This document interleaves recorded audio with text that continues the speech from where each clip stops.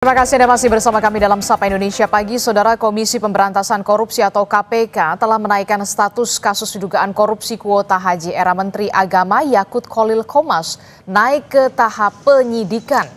Kasus dugaan korupsi kuota haji di Kementerian Agama tahun 2023 hingga 2024 ini naik ke tahap penyidikan.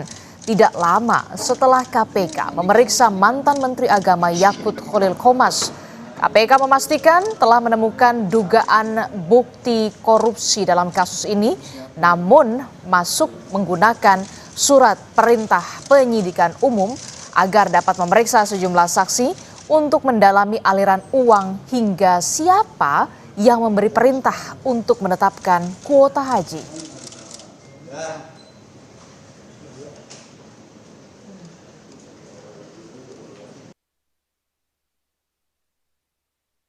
Dengan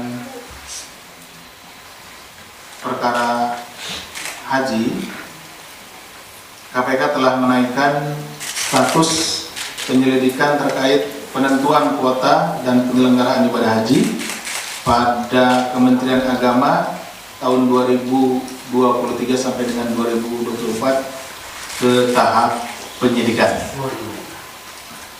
KPK telah menemukan peristiwa yang diduga sebagai tindak pidana korupsi terkait dengan penentuan kuota dan penyelenggaraan ibadah haji pada Kementerian Agama tahun 2023-2024. Dengan dinaikannya kasus dugaan korupsi haji ke tingkat penyidikan, artinya saudara, kasus ini bakal berlanjut. Lalu siapa yang bakal jadi tersangka? Pagi ini kita akan bahas dengan sejumlah narasumber. Sudah ada Wakil Ketua KPK periode 2015 hingga 2019. Sudah ada Bung Saud Situmorang melalui sambungan daring. Selamat pagi, Pak Saud Situmorang. Selamat pagi, Pak Saud. Ya. Ya, Pak Saud, ini kan kalau kita lihat ya, kasus dugaan korupsi kuota haji ini sudah naik ke tahap penyidikan begitu ya, setelah tidak lama setelah penyidik KPK memeriksa dari mantan Menteri Agama Yakut Kholil Qomas. Nah, bagaimana komentar Anda terlebih dahulu soal naiknya dari penyelidikan ke penyidikan terkait dengan kasus dugaan korupsi kuota haji ini, Pak Saud? Iya, kalau kita lihat memang ya sejak dari periode pertama adanya KPK, itu kan persoalan ini kan selalu jadi masalah. Ambil saja tahun-tahun 2010 sampai 2014 itu kan ada periodisasi ya, KPK itu menerima laporan-laporan dari BPK. Ya, terus kemudian kalau kita lihat bagaimana itu dari tahun 2000, kalau kita kembali ke tahun 2000, katakanlah 2005 itu laporan-laporan BPK itu sudah menunjukkan bahwa KPK harus melakukan sesuatu.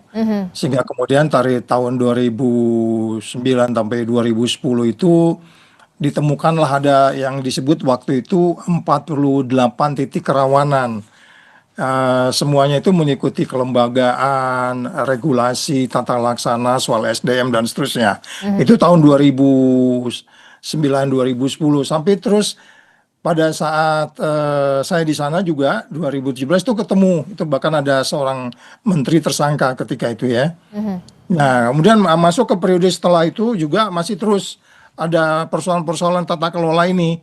Jadi ini persoalan lama sebenarnya dari tahun 2005 sampai tahun saat ini. Jadi banyak ya, 48 titik rawan itu kan menyangkut regulasi, kelembagaan, tata laksana, SDM. Kemudian ada rekomendasi-rekomendasi, tapi rekomendasi-rekomendasi itu masih terlihatnya belum sepenuhnya dilaksanakan. Gitu Mbak Abdisti sementara. Oke. Kalau terkait dengan kasus dugaan korupsi kuota haji, ini kan kalau kita lihat kan sudah naik ke tahap penyidikan. Bahkan KPK sendiri sedang membidik siapa sebenarnya sosok pemberi perintah terkait dengan kuota jemaah haji ini.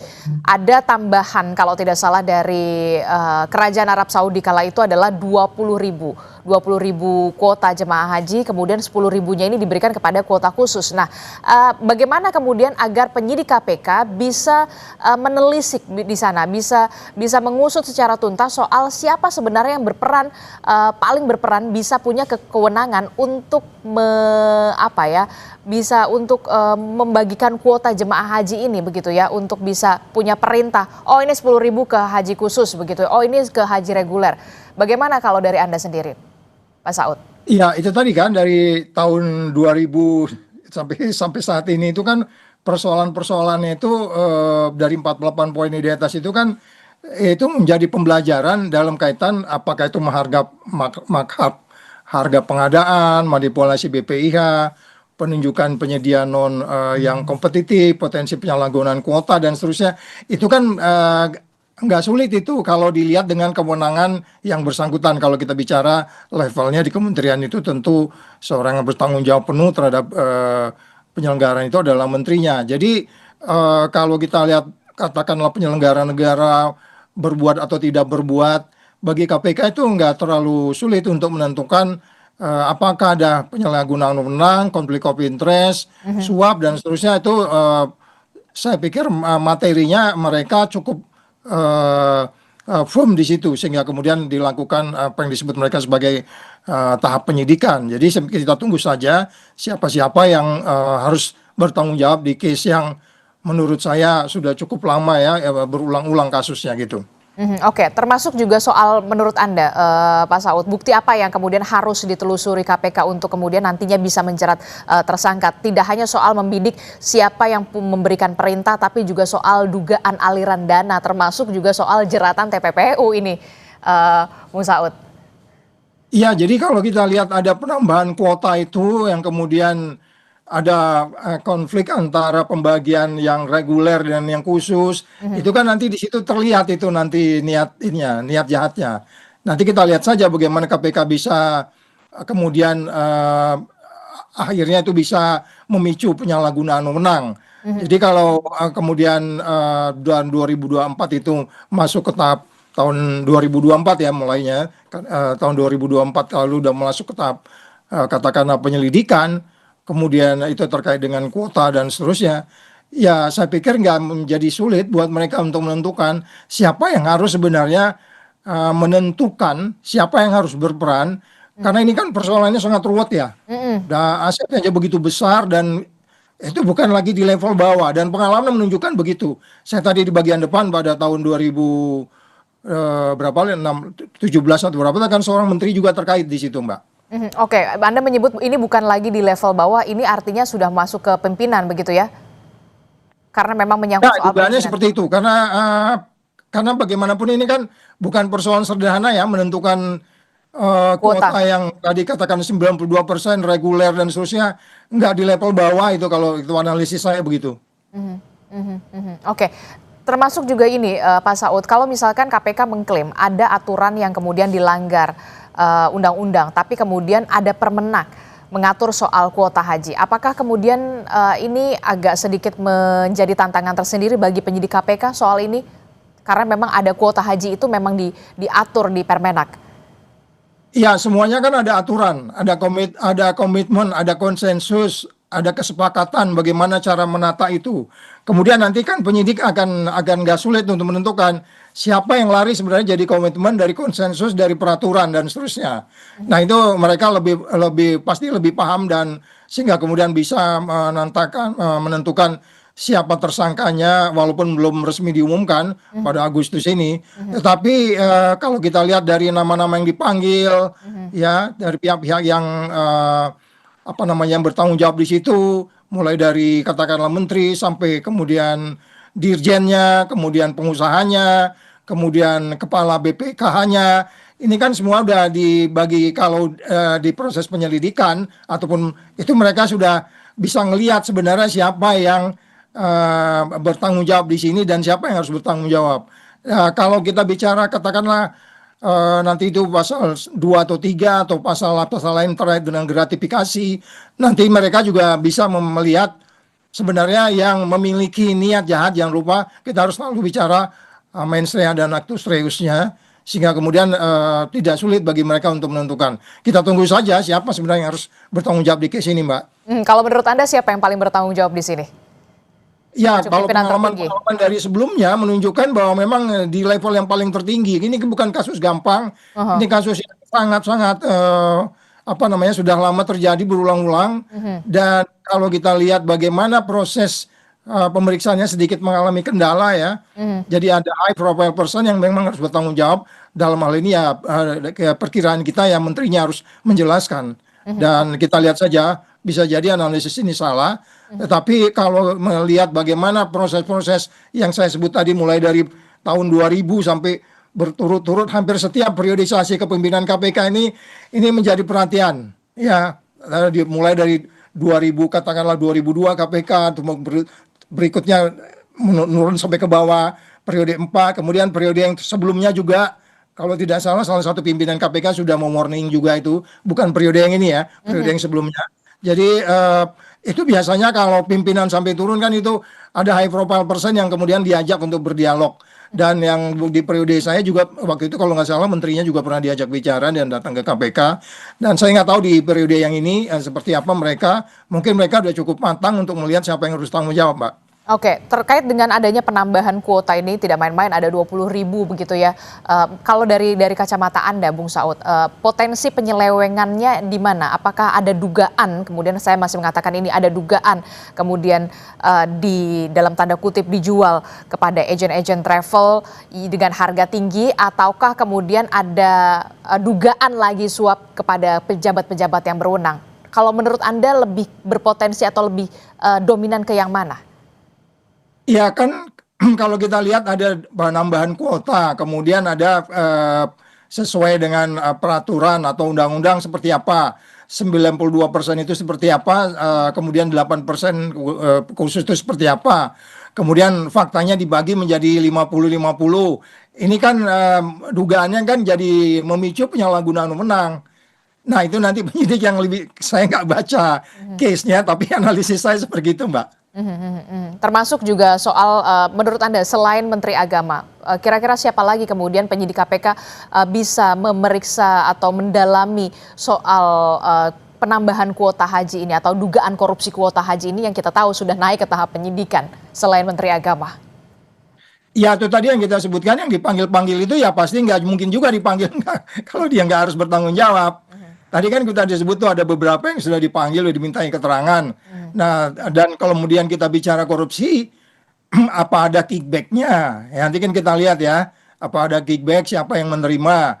Jadi dari kalau kita lihat pihak yang dipanggil itu udah menunjukkan ya nggak mungkin juga kalau dia dipanggil-panggil tidak dia apa namanya tidak bertanggung jawab, misalnya pengusaha travelnya, ketua asosiasi dan lain-lain itu kan sudah diminta keterangan. Dan kita tunggu aja siapa Mbak. Jadi saya belum bisa mengatakan siapa, tapi pihak yang dipanggil itu kan pihak yang diminta pertanggungjawaban untuk kemudian itu proses-proses KUHAP kan seperti itu sebelum ditentukan sebagai tersangka gitu Mbak. Oke, terakhir Pak Saud, terkait dengan dugaan korupsi kuota haji ini kan luar biasa begitu ya, soal jemaah begitu ya, jemaah haji begitu. Nah, apakah bisa dikenakan atau dijerat dengan pasal TPPU? Nah, nanti kita lihat bagaimana kan itu biasanya TPPU itu kan macam-macam ada prosesnya ya. Kenapa dia TPPU itu kan sesuai undang-undangnya, apakah itu nanti ada layering, transferring, pengobahan dan seterusnya, pergantian menggunakan nama orang lain, itu modus-modus itu penyidik pasti tahu sehingga kemudian TPPU bisa digunakan di situ. Tapi bagi saya sebenarnya lebih baik ya begini deh. Karena ini kan proses setiap tahun ya. Proses ini kan setiap tahun harus dijalankan. Orang melaksanakan ibadahnya. Yang saya selalu mengatakan, please, mulai dari rumah, dia berangkat sampai balik ke rumah lagi. Itu harus menjadi perhatian kita. Nggak hanya kemudian dari bandara ke bandara, tapi mulai dari rumah sampai dia balik ke rumah lagi. Itu udah mulai masuk ke detail-detail itu. Sehingga kemudian setiap titik tidak ada konflik of interest. Jadi saya, karena memang kebetulan waktu itu tim yang di periode saya itu ada tim yang kita kirim ya ke Arab Saudi, tim dari apa namanya pencegahan, deputi pencegahan. Memang banyak detail-detail yang kalau saya bilang tadi di atas itu tahun 2010 itu ada 48 masalah titik rawan. Kemudian itu ke bawah itu masih belum apa namanya, detail sehingga kemudian terjadi lagi. Oke, nah ini kalau jangan sampai pidananya. kemudian ini kan haji ini penyelenggaraan haji ini kan setiap tahun ya Pak Saud ya. Bagaimana bentuk pengawasan dari KPK yang memang harus selalu dilakukan termasuk dari pemerintah pusat juga kepada Kementerian Agama, jangan sampai kemudian setiap tahun masalahnya ini saja begitu. Nggak ada perubahan begitu ya. Karena kan kita tahu penyelenggaraan haji ini setiap tahun. Bagaimana bentuk pengawasannya? Ya, banyak ininya ya, mulai dari strukturnya mesti diperbaiki, kemudian cara-cara kita menyelesaikannya, kemudian orang-orang juga, ya kan, kan di situ kan ada beberapa periode sebelumnya itu kekurangan untuk orang yang perform di sini gitu, sehingga kalau kita bisa mengaturnya mulai dari strukturnya, orang-orangnya, sistemnya, kemudian SOP-nya. Sehingga nggak ada lagi cerita-cerita politisasi, kan ini sering muncul itu kasus-kasus itu dinilainya sebagai apa namanya ya, dugaannya itu ada komoditas politik dan seterusnya. Ketika itu dibuat aturan-aturannya sehingga kemudian setiap petugas yang menangani itu dia dengan firm menangani, nggak terpengaruh oleh noise dari luar atau isu-isu transaksional, konflik of interest. Dan saya pikir kita mesti ya benar-benar serius. Saya harus mengulang, ini mulai dari tahun 2000-an ini Mbak. 2000-an ini 2010 menjadi kunci ya. Dan ini memang benar-benar harus. Saya pikir BPK juga harus diajak karena mereka juga mengaudit ini. BPK juga masuk ke detail-detail itu kok. Oke, nanti kita akan lihat bagaimana pengusutan ini benar-benar dilakukan secara tuntas dari penyidik KPK, tidak hanya soal membidik sosok pemberi perintah kuota jemaah haji kala itu, tapi juga Anda sudah underline dari tahun 2000. Terima kasih Wakil Ketua KPK periode 2015 hingga 2019, Bung Saud Situmorang telah bergabung bersama kami. Sehat selalu, selamat pagi. Pagi.